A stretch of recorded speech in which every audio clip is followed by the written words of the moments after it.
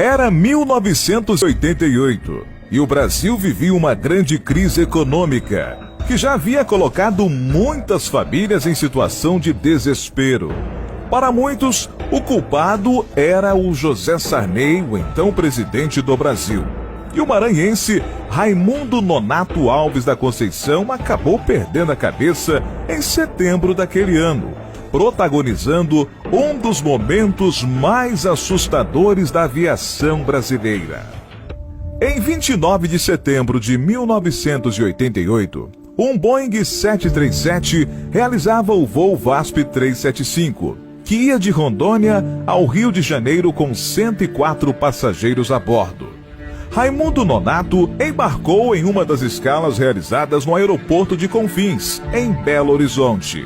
Sua ideia era sequestrar o avião e atirá-lo contra o Palácio do Planalto, em uma forma violenta de protesto contra o governo Sarney. Como os aeroportos da época não contavam com equipamentos de raio-x e detectores de metal, medida que só foi adotada após os ataques de 11 de setembro, foi fácil para que o maranhense entrasse no avião armado com um revólver calibre 32.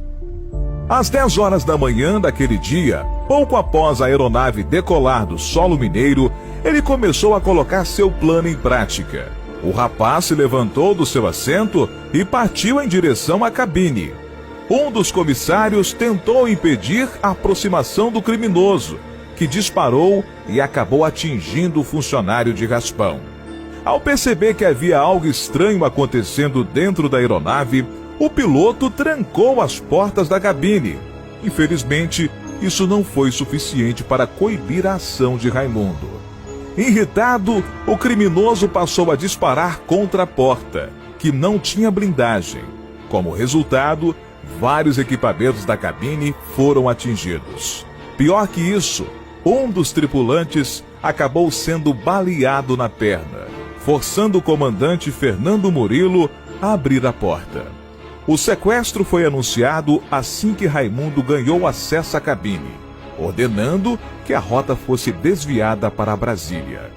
Além do risco de ter um homem armado dentro da cabine, o comandante Fernando Murilo precisou lidar com a possibilidade real da aeronave não ter combustível suficiente para alcançar a capital brasileira.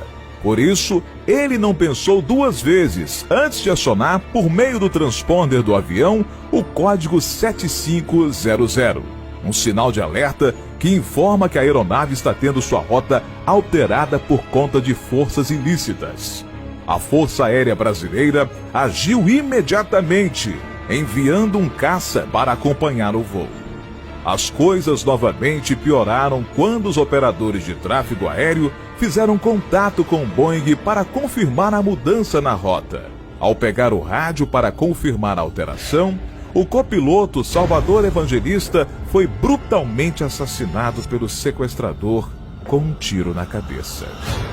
Mesmo com o inevitável desespero, o comandante Fernando Murilo conseguiu manter a calma e agir racionalmente, fazendo o possível para evitar uma tragédia ainda maior.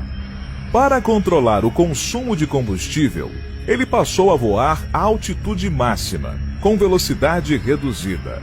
Ao perceber que o Boeing se aproximava de Brasília, Raimundo ordenou que o comandante se dirigisse ao Palácio do Planalto. Mas Fernando percebeu que havia muitas nuvens abaixo e tentou ganhar tempo, impedindo que o sequestrador tivesse contato visual com o palácio. O comandante conseguiu enganar Raimundo, dizendo a ele que as condições climáticas impediam que ele se aproximasse de forma segura da capital. Acreditando na história, o sequestrador ordenou que a aeronave fosse então mais uma vez desviada de sua rota.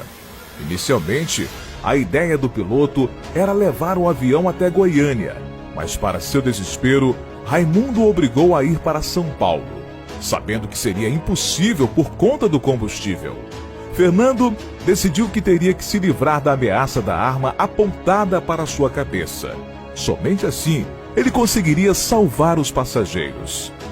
Mesmo sem saber se o Boeing 737 seria capaz de aguentar, o comandante colocou em prática uma arriscada manobra, chamada de tunô, dando um giro de 360 graus.